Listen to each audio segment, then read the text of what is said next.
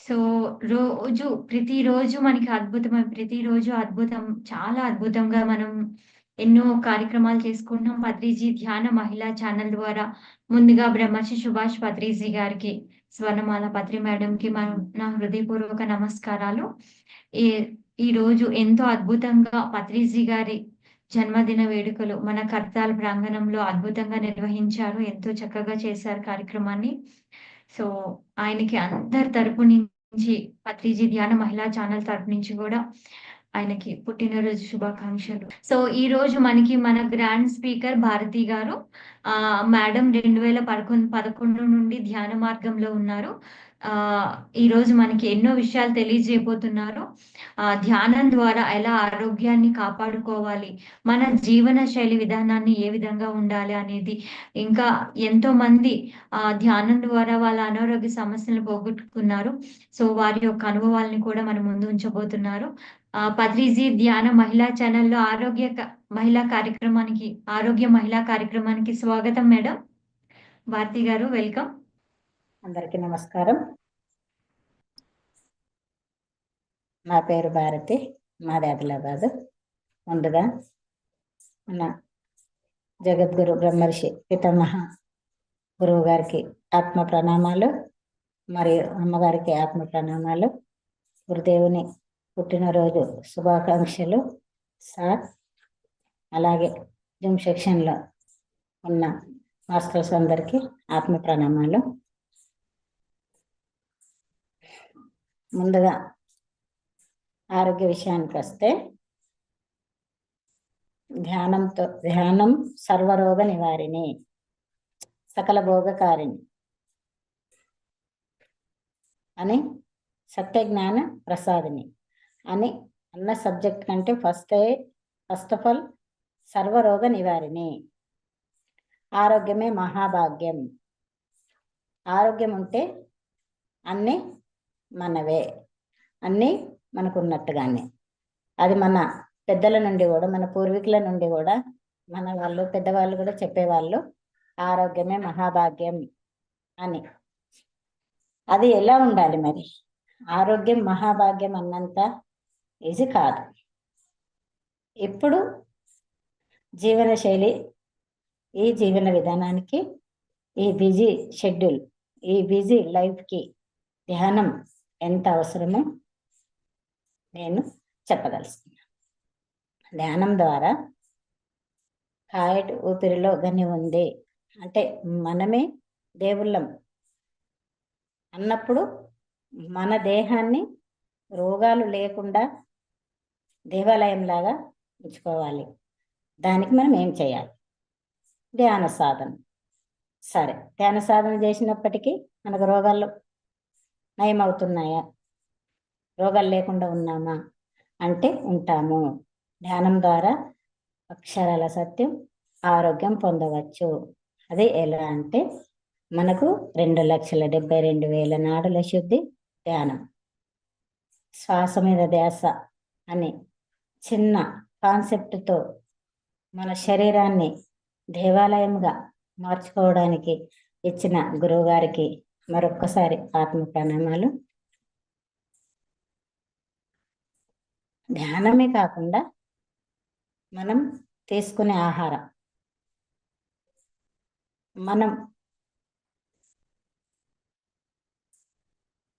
మనం జీవించే విధానం, ఆహారము అయినప్పటికీ మనం తినేది శాకాహారం కావచ్చు.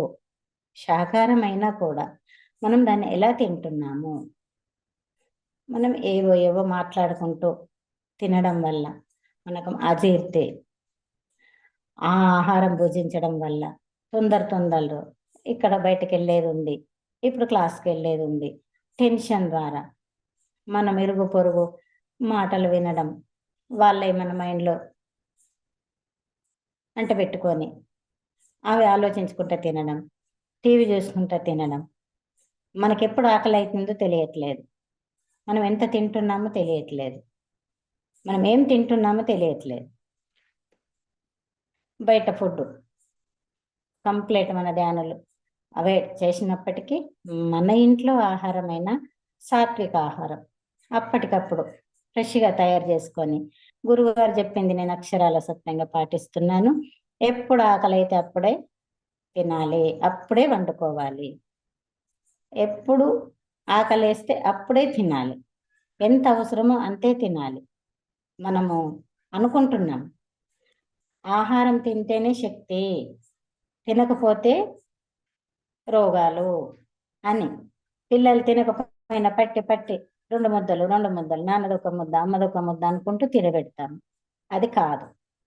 మనకు ఆహారం లేకపోయినా మనకు వాటర్ ఎక్కువ తీసుకొని మనం ఏ ఆలోచనలు లేకుండా నిత్య ఆనంద స్థితిలో ఉన్నప్పుడు మనం వాయుభక్షణ సాధనతో, ధ్యాన సాధనతో, శ్వాస మీద ధ్యాసతో, మామూలుగా వాటర్తో కూడా మనం 7 days ఉండవచ్చు. అప్పుడు మన వెయిట్ కానీ మన ఎనర్జీ కానీ చూసుకొని తర్వాత 7 days అయిన తర్వాత కూడా మనం చూసుకుంటే ఎలాగుంటామో అలాగే ఉంటాము. అది నేను ప్రూవ్ చేసుకున్నాను. సప్త పెడితే నేను లిక్విడ్ల మీద ఉండి కూడా ధ్యాన సాధనతో ఆహారం లేకుండా కూడా ఉండగలుగుతాను అని నా శరీరాన్ని అలా తయారు చేసుకున్నాను. తర్వాత దానికి మించింది మౌనం. ఒక డే అంతా మౌన వ్రతంలో ఏమీ ఆహారం తీసుకోకుండా ఒక గ్లాసుడు పాలు, పళ్ళు కూడా అవసరం లేదు, వాటర్. దాంతోపాటు ధ్యాన సాధన. దేనికైనా సాధన, సాధనతోనే ఎంత ఎనర్జీ ఉందో, ధ్యాన సాధన చేస్తే ఎంత శక్తి వస్తుందో, ఎంత శక్తిని పుంజుకుంటామో, అది మనం ఎంత సాధన పెంచుకుంటే అంత మనం దేవుళ్ళం. మన ఆరోగ్యం, మనమంతా ఆరోగ్యవంతులం అవుతాము. అది మనం చేసి నిరూపించుకోవాలి. ఇక పిరమిడ్లో ధ్యానం అయితే ఇంకా 3 శక్తివంతం, 10 శక్తివంతం. పౌర్ణమి ధ్యానం, అమావాస్య ధ్యానం. ఒక డే బై డే క్లాసులకు వెళ్తే కూడా ఆహారం ఏం తింటున్నామో కూడా తెలియదు, ఎంత తింటున్నామో కూడా తెలియదు, కానీ ఎనర్జీ, శక్తి ఫాస్ట్గా ఉంటుంది, ఎందుకంటే ధ్యాన సాధనతో. అయితే ఇది అంతా ప్రతిసాగగానే నేర్చుకున్నాను.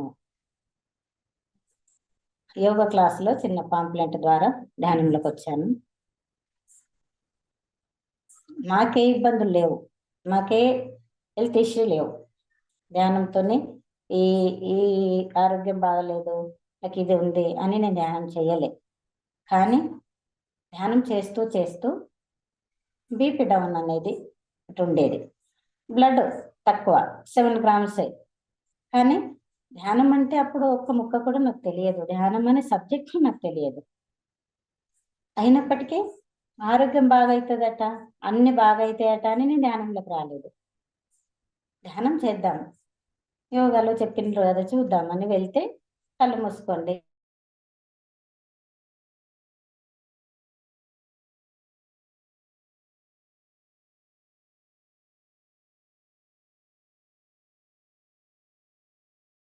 టైంలో చాలా ఇబ్బంది అయితే అది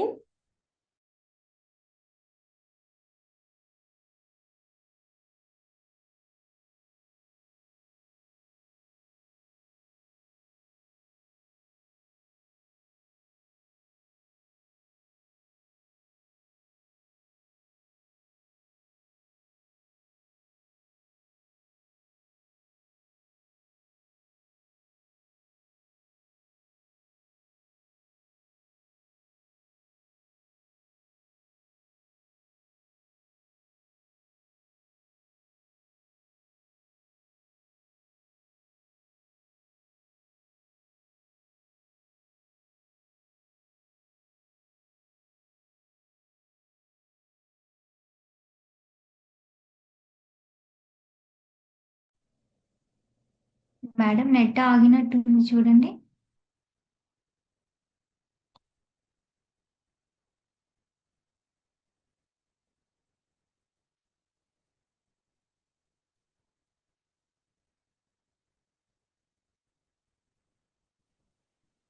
యా.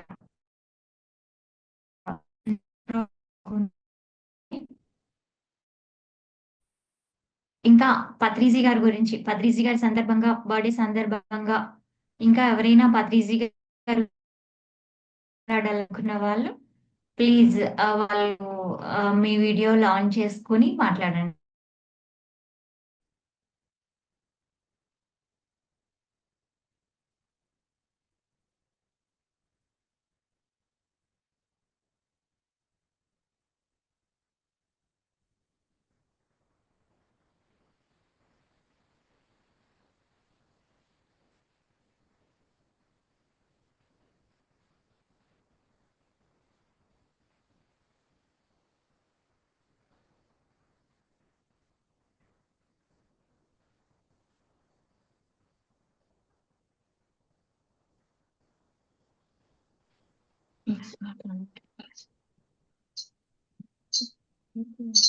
నెట్ ప్రాబ్లం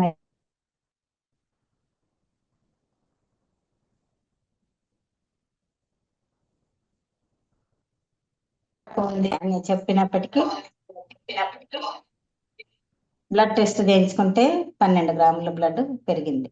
అది దేని వల్ల? ధ్యాన సాధన వల్ల, ధ్యానం వల్లనే. దానికి సంబంధించిన ఆహారం ఏది నేను తీసుకోలేదు. కానీ ధ్యాన సాధనతో నేను బ్లడ్ 7 గ్రామ్స్ నుంచి 12 గ్రామ్స్ వరకు నేను తెచ్చుకున్నాను. తర్వాత బీపీ డౌన్ ఉందని ఏ టాబ్లెట్లు వాడలేదు. ధ్యానంలోనే తగ్గించుకున్నాను. ఇప్పుడు అసలు టాబ్లెట్లు అనే విషయమే లేదు. 10 సంవత్సరాల నుండి మనం తీసుకునే ఆహారం ఏం తీసుకుంటున్నాం, ఎలా తీసుకుంటున్నాం, మనం ఎంత హ్యాపీగా తీసుకుంటున్నాం, ఆ తినేటప్పుడు మనం ఏం ఆలోచిస్తున్నాం, మరి మనం ఎలాంటి ఫుడ్ తీసుకుంటే మనం ఎంత బ్యాలెన్స్డ్గా మనం వర్క్ దానికి సంబంధించిన వర్క్ చేస్తున్నామా, అది ఎలా జీర్ణం అవుతుంది. ఎంత హార్డ్ ఫుడ్ తీసుకుంటే మనం ఎంత హార్డ్ వర్క్ చేయాలి. ఆల్రెడీ మనం కూర్చొని ఉండవడమే. మన దినచర్యల్లో అన్ని సిస్టమ్స్ అంతా యంత్రయుగం. రిమోట్ నొక్కడం, గ్రైండర్ పట్టడం, గ్యాస్ నొక్కడం, చేతులు తప్ప మన బాడీ ఏది కూడా వర్క్ చేయట్లేదు. కాబట్టి మనకి ఎలా జీర్ణం అవుతుంది? అవన్నీ నేను పరీక్షించుకున్నాను. ధ్యానం వాకింగ్ చేసిన అప్పుడు మన పెద్దవాళ్ళు తింటే బలం ఉంటుంది అనేది ఇప్పుడు తినకుంటే ఆరోగ్యం అని చెప్తున్నారు. ఎందుకు అంటే మన శారీరకంగా మనం శరీరాన్ని కష్టపెట్టట్లేదు. అప్పుడు మన పూర్వీకులు బట్టలు విండితే ఎంతో ఎక్సర్సైజ్ అయ్యేది. బావిలో నుంచి నీళ్లు తీసుకుంటే చేతులకు ఎక్సర్సైజ్ అయ్యేది. వాళ్ళ జీవన విధానమే ఒక ఎక్సర్సైజ్. వాళ్ళ జీవన విధానమే శరీరానికి అంటే తిన్న ఆహారాన్ని కష్టపెట్టేది శరీరమే. అలాంటి వర్క్ మనకి ఇప్పుడు లేదు. కాబట్టి ఇప్పుడు ఉన్న జీవన విధానానికి మనం ఎలా జీవించాలంటే దీనికి సంబంధించిన సబ్జెక్టుకి ఏ ఆహారం తీసుకోవాలంటే లైట్గా, అప్పటికప్పుడు వేడిది తినాలి. ఎంత ఆకలైంది అంతే తినాలి. 3 పూటలు తింటే రోగి, 2 పూటలు తింటే భోగి, ఒక పూట తింటే యోగి రాజు అని చెప్పిండు పత్రిజీ. మరి ఒక పూట తింటేనే యోగులమైనప్పుడు మనకు ఆహారం ఎందుకు? సార్ చెప్పింది సత్యం కదా.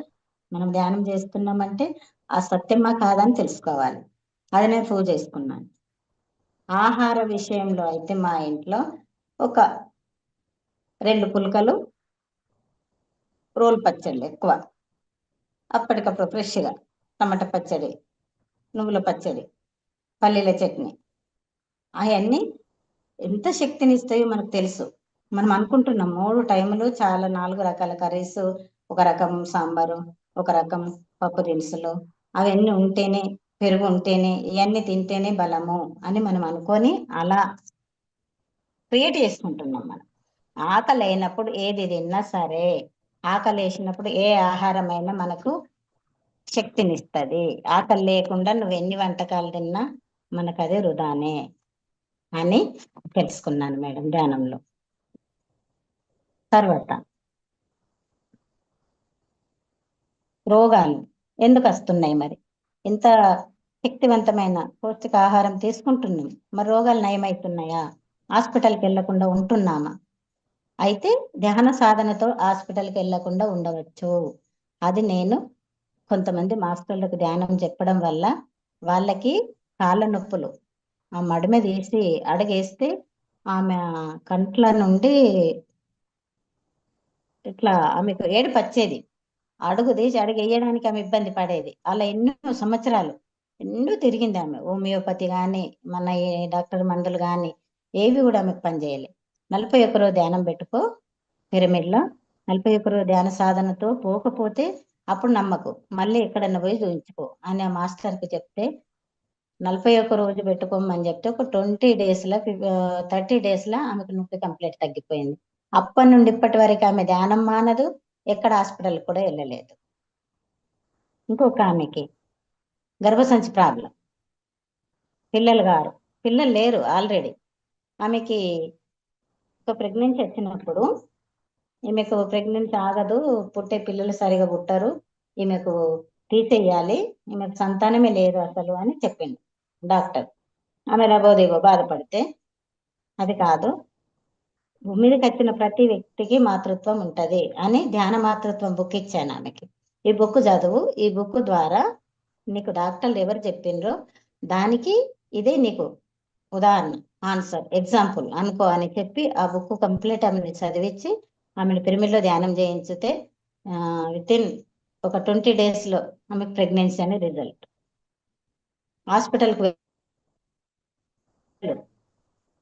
నువ్వు పిరమిడ్లో ధ్యానం చేసుకో, నువ్వు తీసుకునే ఆహారం వేడి వేడిగా అప్పటికప్పుడు చేసుకొని లైట్గా నీకెంత ఒక 2 ముద్దలు ఖాళీగా ఉంటూనే ఉంచుకొని ఆహారం తిని వాటర్ తీసుకో, హాయిగా రిలాక్స్గా ఉండు, ఏం ఆలోచించకు, ధ్యానం చేసుకో.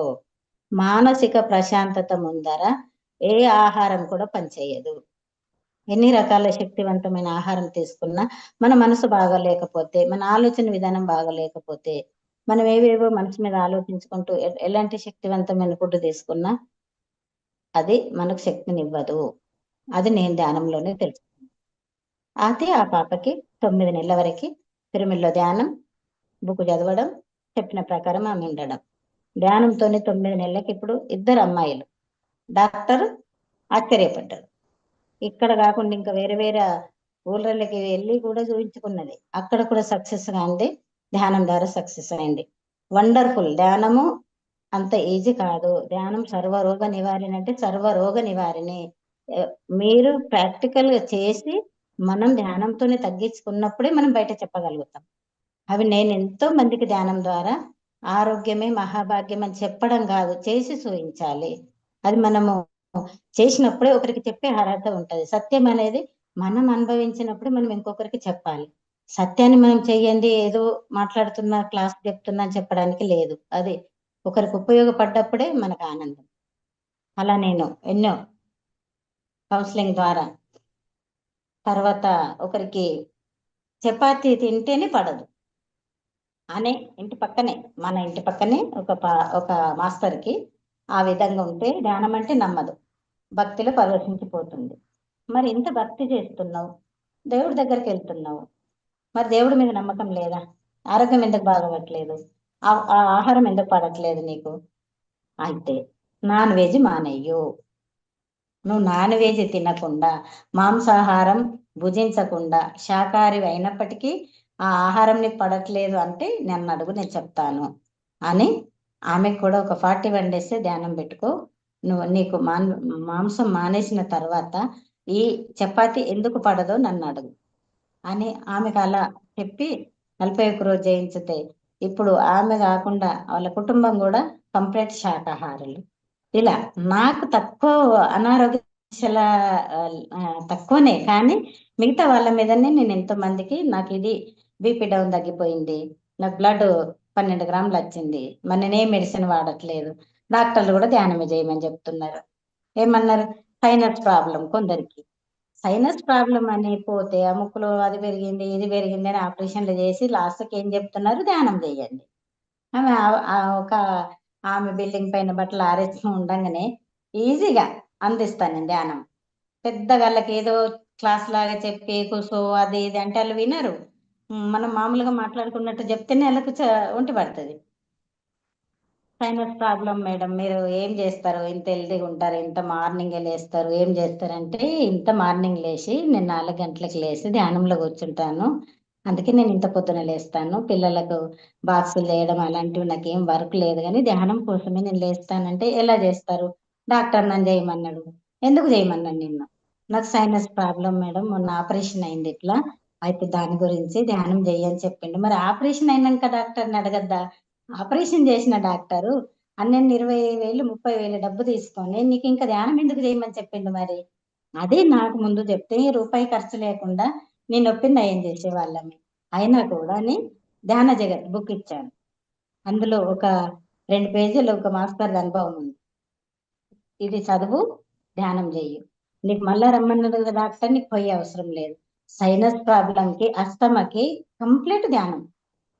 బ్రీతింగ్ ప్రాబ్లం, శ్వాస మీద ధ్యానం.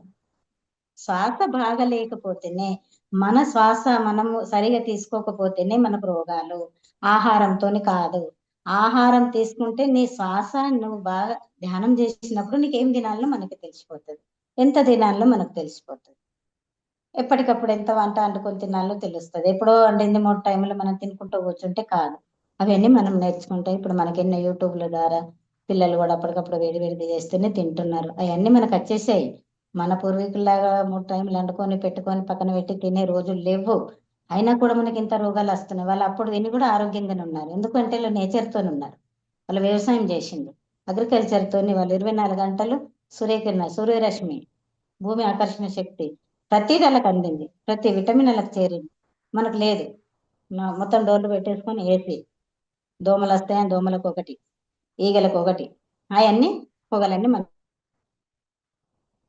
మనకింత డెలికేట్ అయిపోయింది మన బాడీ.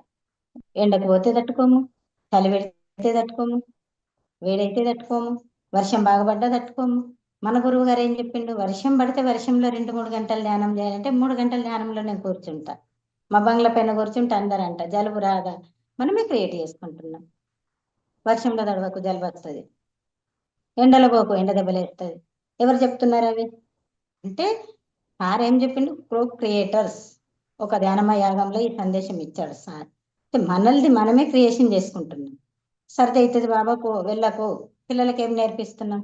సర్ది అయినా సరే వర్షం లేకపోతే మనకు అవుతుందా? వాటర్ లేకపోతే మనం ఉంటామా? మరి ఆ వర్షం ఇలా అద్దాటాన్ని వర్షం ఆగిపోతే మనం తట్టుకోగలుగుతామా? ప్రతిదీ మనకు కావాలి. డి విటమిన్ కొనుక్కుంటున్నారు ఇప్పుడు మిగతా దేశం.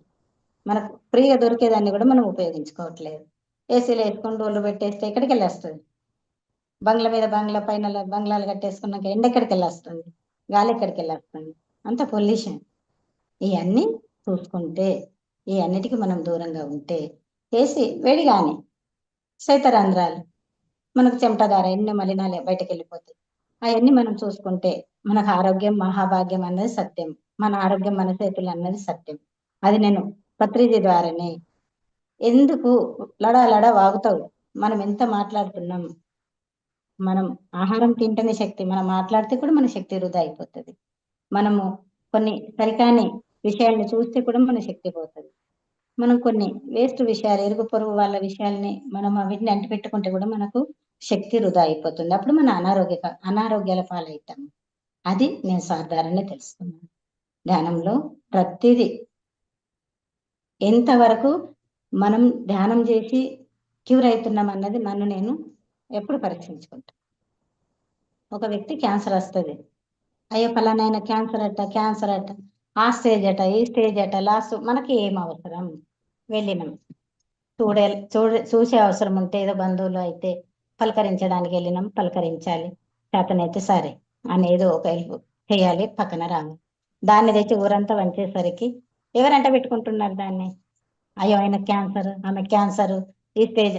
ప్రతిసారి ఒక పదాన్ని మనం ఊకే ఉచ్చరిస్తే ఒక మంత్రం అయిపోతుందని కూడా నేను సాధారణ విన్నా. దేన్నైనా పదే పదే మనం అనుకుంటే అది మన మైండ్లోకి వెళ్ళిపోతుంది. కళ్ళతో చూసినామంటే ఫస్ట్ మైండ్కి అందిస్తుంది. మన నోరుతో మాట్లాడినామంటే మన హృదయంలోకి వెళ్ళిపోతుంది. తిన్న ఆహారం ఎటుపోతుంది? లోపలికి వెళ్ళిపోతుంది. మరి మనం మాట్లాడింది కూడా బయటకు ఎందుకు వెళ్తుంది? లోపలికే వెళ్ళిపోతుంది. అదే మనకు మళ్ళీ ఒక బ్లాక్ ద్వారా ఏర్పడుతుంది.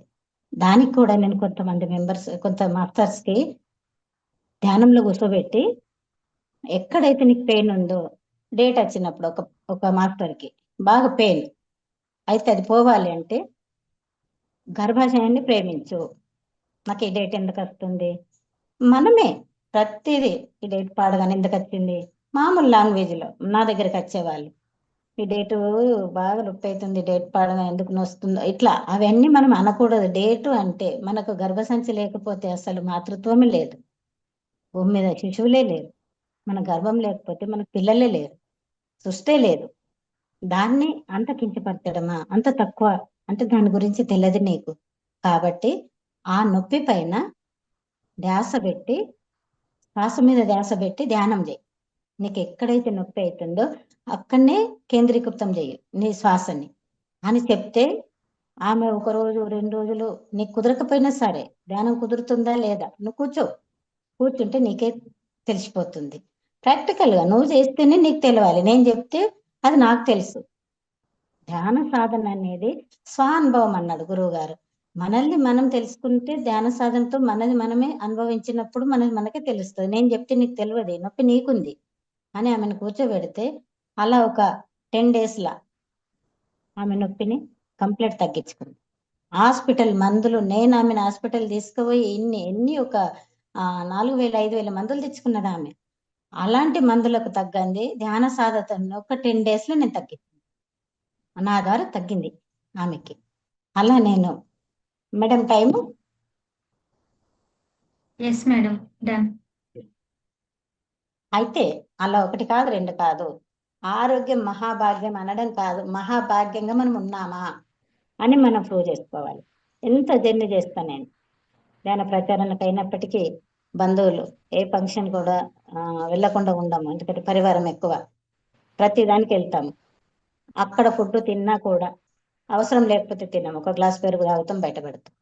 మళ్ళీ మన ఇంటికి వచ్చి మన ఫుడ్ మనం చేసుకొని తింటాం. అది మనం చూసుకోవచ్చు. ఎక్కడ పడితే అక్కడ ఏది దొరుకుతుంది, దీన్ని ఏది బాగుంటే అది ఒక ముద్ద టేస్ట్గా ఉందని ఒక ముద్ద ఎక్కువ తిని ఈ శరీరాన్ని మనం కష్టపెట్టుకుంటాం. దీన్ని మనం ఇబ్బంది పెడుతున్నాం. పాపం దానికి చెప్పరాదు, అన్నం ఎక్కువ వేసినావు, ఇట్లా నన్ను ఇబ్బంది పెడుతున్నావు అని దానికి చెప్పొచ్చా? పాపం నోరుంటే అవయవాలని చెప్తుండే మనకి. అలా నేను నార్మల్గా మామూలుగానే మాట్లాడినట్టుగానే ఒక ఫ్రెండ్స్ లాగానే ఒక మాస్టర్ లాగా క్లాసు చెప్పకుండానే వాళ్ళకి ధ్యానంలో అలా ఇప్పుడు కూడా ఒక క్లాస్కి వచ్చాను, పాపం వెయిట్ చేస్తున్నారు వాళ్ళు. అలా చెప్తూ మేడం ఎంతో మందిని రోగ విముక్తుల్ని చేస్తున్నాను. వాళ్ళ ధ్యాన సాధన ద్వారా వాళ్ళు ఆరోగ్యవంతులు థ్యాంక్ యూ అవుతున్నారు. Ma'am, thank you so much. Yeah, wonderful session today. Thank you ma'am, ఎంతో అద్భుతమైన విషయాలు తెలియజేశారు. అంటే ధ్యానం కంపల్సరీ, తినే ఆహార విధానాల్ని మార్చుకుంటూ, అంటే అందరికీ ఒకే శరీర తత్వం అనేది ఉండదు. వేరు వేరు తత్వాలు. వాళ్ళని బట్టి వాళ్ళకి ఏది అవుతుంది, వాళ్ళకి ఏది సూటబుల్ అవుతుంది అనేది దాన్ని బట్టి వాళ్ళు జీవన విధానం అనేది నడవాలి. సో నేను ఇప్పుడే ఒక చిన్న శ్లోకం చూసాను. ఏంటంటే వరగమూలికలకు బనికవచ్చు, నిర్ణయాత్మకుండు లెందుకును, విశ్వధాభిరామ వినురవేమ. అంటే వేప చెట్టు మొదలు మూలికలు అనేవి ప్రజలకు చాలా బాగా పనిచేస్తుంది అన్నమాట. కానీ ఒక దుష్టుడు అనేవాడు ఎందుకు పనికిరాడు అని దీని అర్థం. అంటే చాలా మంది చెప్తూ ఉంటారు మనకి, అంటే ఏం ధ్యానంలే, ఏం ఆహారంలే, ఏం వెజిటేరియన్లే, ఉన్నప్పుడే మనం తినేయాలి, బ్రతికున్న రోజులేనే మనం ఉంటాము, ఇంకెన్ని రోజులు ఉంటాము, ఎప్పుడో ఒకప్పుడు పోయే వాళ్ళమే కదా. అంటే చాలా మంది ఇలాంటి వాళ్ళు చెప్తూనే ఉంటారు మనకి. సో అంటే రాంగ్ గైడెన్స్ ఇచ్చేవాళ్ళు, లేకపోతే తప్పుడు మాటలు చెప్పేవాళ్ళు, వాళ్ళకున్న అవగాహన బట్టి వాళ్ళు మాట్లాడతారు. కాబట్టి మనం ఎప్పుడూ కూడా మన జీవన విధానం ఎలా ఉండాలి, మనం ఎలాంటి ఆహారం తినాలి, మనం ఎలాంటి దారిలో వెళ్ళాలి అనేది, అది మనకి అవగాహన ఉన్నప్పుడు ఖచ్చితంగా మనకి మనం మీద సెల్ఫ్ కమిట్మెంట్, నమ్మకం ఉన్నప్పుడు ఖచ్చితంగా అది ముందుకు వెళ్తాము.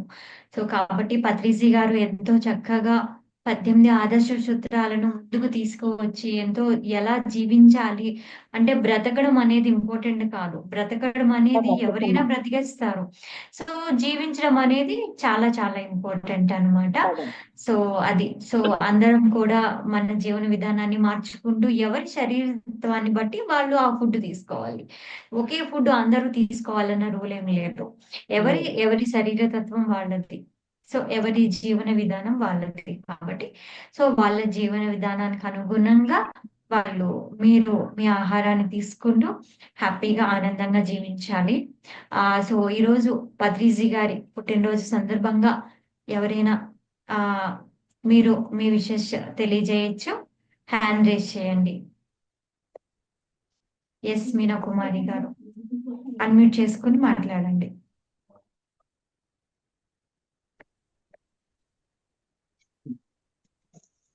నమస్తే మేడం. ఆ ధ్యానం సర్వరోగ నివారణే అన్నదానికి మీరు చక్కగా చాలా చక్కగా చెప్పారు మీ అనుభవాలు. తర్వాత ధ్యానం నేర్చుకున్న వాళ్ళ అనుభవాల గురించి చాలా చక్కగా చెప్పారు.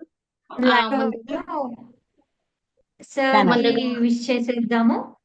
ముందుగా జగద్గురు బ్రహ్మర్షి పితామహ పత్రిజీకి జన్మదిన శుభాకాంక్షలు తెలియజేస్తున్నాను మేడం. మనందరికీ ఇంత ధ్యానాన్ని జ్ఞానాన్ని నేర్పించిన ఆ జగద్గురువుకు మనము ఏమిచ్చినా మనం తీర్చుకోలేము.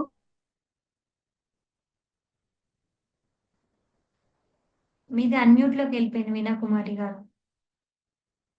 మ్యూట్ లోకి వెళ్ళిపోయింది. ఓకే. సార్ ఏదైతే మనకు అందించారో అది మనం అందరికీ నేర్పించడమే మన అందరి బాధ్యత. కాబట్టి మేడం నేను ఫస్ట్ టైం ధ్యానంలోకి వచ్చినప్పుడు నేను సార్ మీద రాసిన పాట ఒకటి ఈరోజు జన్మదిన సందర్భంగా పాడాలనుకుంటున్నాను మేడం. ఖచ్చితంగా రాసాను ఇది. ఈ పాట రాశాను నేను ఫస్ట్. ఎంత ధన్యమో మరెంత పుణ్యమో, ఎంత ధన్యమో మరెంత పుణ్యమో, పత్రిజీని కన్న తల్లి సావిత్రమ్మ జనని జన్మ ఎంత ధన్యమో మరెంత పుణ్యమో. ఏ జన్మలో ఎంత ధ్యానం చేసెనో, ఈ జన్మలో సుభాషుని సుతునిగా పొందెను. ఏ జన్మలో ఎంత ధ్యానం చేసెను, ఈ జన్మలో సుభాషుని సుతునిగా పొందెను. ఏ ధ్యాన జ్ఞానాల ఫలమిదిలే, ఏ ధ్యాన జ్ఞానాల ఫలమిదిలే, ఈనాడు ఈ తల్లి గర్భమందు పొందెను. ఎంత ధన్యమో మరెంత పుణ్యమో. శ్వాస మీద ధ్యాసయే సరి అయిన ధ్యానమని, ధ్యాన జ్ఞాన యోగాలే ముక్తికి మార్గాలని. శ్వాస మీద ధ్యాసయే సరి అయిన ధ్యానమని, ధ్యాన జ్ఞాన యోగాలే ముక్తికి మార్గాలని. పిరమిడ్లో ధ్యానమే జగతికి ప్రధానమని, పిరమిడ్లో ధ్యానమే జగతికి ప్రధానమని, బుద్ధత్వ మార్గాన్ని ప్రబోధించే పుణ్యమూర్తి ఎంత ధన్యమో మరెంత పుణ్యమో. పత్రిజీని కన్న తల్లి సావిత్రమ్మ జనని జన్మ ఎంత ధన్యమో మరెంత పుణ్యమో, ఎంత ధన్యమో మరెంత పుణ్యమో, ఎంత ధన్యమో మరెంత పుణ్యమో. Thank you so much madam. Super wonderful madam. చాలా బాగా పాడారు. ఎస్ ఇంకా ఎవరికైనా పత్రిజీ గారికి విషెస్ చెప్పండి. మనం లైవ్ ప్రోగ్రామ్ క్లోజ్ చేసి తర్వాత మాట్లాడొచ్చు. ఇంకా ఎవరికైనా పత్రి సార్ గురించి ఒక 2 మాటలు చెప్పి సార్కి విష్ చేయండి. ఎస్ స్వరూప మ్యామ్. నమస్తే మేడం. మన పితామహ పత్రిజీ జన్మదిన శుభాకాంక్షలండి. ఈ రోజు మేము అందరం ప్రగతి నగర్ అందరము మా పిరిమిల్లో మేము ధ్యానం చేసి సార్ కేక్ కట్ చేసామండి. చాలా సార్ గురించి మాట్లాడుకొని సజ్జన సాంగత్యం చాలా బాగా జరిగిందండి మాకు. సూపర్. మొన్ననేమో మొక్కలు నాటడానికి వెళ్ళాము. ఒక స్కూల్కి వెళ్ళి అందరం కలిసి మొక్కలు నాటేసి వచ్చాము. స్కూల్ పిల్లలతోని వాళ్ళ టీచర్స్ తోని నాటించాం, మేము నాటించే వచ్చేసాం. ఈ రోజు ధ్యానం చేసి కేక్ కట్ చేసాం. సూపర్ అది madam. Madam. Really wonderful, wonderful. So మనం పత్రిజీ గారికి ఇచ్చిన గిఫ్ట్ ఇంకేం లేదండి. ఆయన చెప్పిన మార్గంలో, సన్మార్గంలో మనం నడుస్తూ ముందుకు వెళ్ళడమే మనకి ఆయన ఇచ్చే మనం ఆయనకి ఇచ్చిన పెద్ద గిఫ్ట్. సో ఎందుకంటే మనం లేకపోతే ఆయన చెప్పేసి, లేకపోతే మన పుట్టినరోజు అని చెప్పేసి మనం ఏదో ఏమంటారు ఫుడ్ వండుకుని తినేసామా, కొత్త బట్టలు వేసేసుకున్నామా అనేది ఇంపార్టెంట్ కాదు. సో మనం ఆయన చెప్పిన మార్గంలో నడుస్తూ, ఆయన సత్య మార్గంలో నడుస్తూ, సరైన ఆహారాన్ని తింటూ, సో ఇవన్నీ మనం ఆయన చెప్పిన 18 సూత్రాలని ఫాలో అవుదాము. సో రేపు మన ముందుకు వస్తున్నారు ప్రకృతి వైద్య నిపుణులు. సో స్త్రీలలో ఎక్కువగా రక్తహీనత అండ్ పోషక విలువ లోపాలు ఉంటాయి. అంటే అంటే ఎందుకు స్త్రీలని అని మెన్షన్ చేశానంటే వాళ్ళకి పీరియడ్ టైంలో ఆహ్, చాలా బ్లడ్ అనేది లాస్ అవుతుంది పీరియడ్ టైంలో. కాబట్టి ముఖ్యంగా స్త్రీలు అని మెన్షన్ చేయడానికి కారణం అదండి. రక్తహీనత సమస్యలు అందరిలోనే ఉంటాయి. ఎక్కువగా ఉండేది స్త్రీలలో కాబట్టి స్త్రీలు అని మెన్షన్ చేశాను. సో రక్తహీనత సమస్యలు, సో పోషక విలువ లోపాలు ఉమెన్‌కి ఎక్కువగా ఈ సమస్యలతో బాధపడుతూ ఉంటారు. రేపు మనకి ప్రకృతి వైద్య నిపుణులు మనకొచ్చి మనకి ముందు ఎన్నో విషయాలు తెలియజేస్తున్నారు. సో ప్లీజ్ అందరికీ షేర్ చేయండి ఈ విషయాన్ని. రేపు క్లాస్ ఎవరు మిస్ కాకండి. Thank you. రేపటి కార్యక్రమంలో మళ్ళీ కలుద్దాం.